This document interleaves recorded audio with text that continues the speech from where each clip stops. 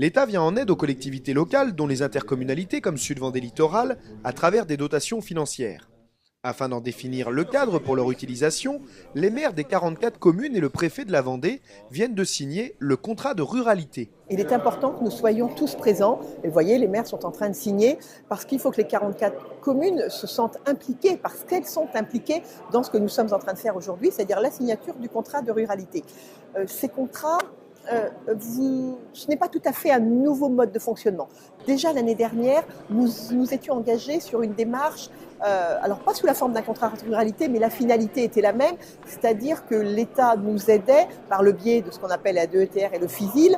Aujourd'hui, le contrat de ruralité regroupe ces deux types d'aides dont nous bénéficions déjà depuis quelques années. Un engagement commun des deux parties, État et collectivités locales, pour simplifier ces attributions et continuer à contribuer ensemble au développement du territoire.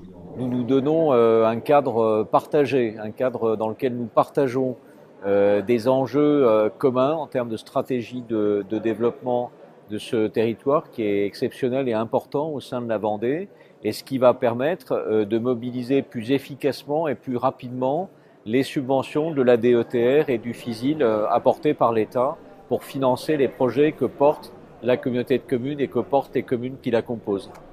Les élus en ont profité pour adresser un message fort au préfet et demander un coup de pouce pour le Sud-Vendée. Monsieur le préfet, nous avons besoin de votre aide, nous avons besoin d'un coup de pouce sur notre territoire. Voilà. Donc nous attendons les résultats, puisqu'en effet aujourd'hui, monsieur le préfet n'était pas en mesure de nous donner des montants. Il nous a apporté l'assurance de son soutien.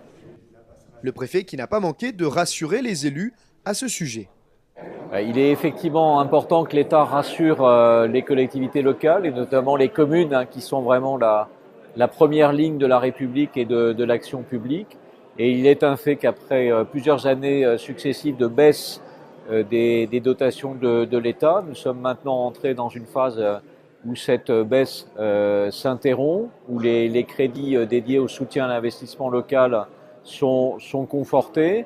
Pour autant, c'est la contrepartie d'un appel lancé par l'État à l'ensemble des collectivités locales à ce qu'elles s'associent à l'effort national de maîtrise des dépenses publiques. Mais la maîtrise des dépenses publiques ne signifie pas forcément et ne signifie plus baisse nette des dotations.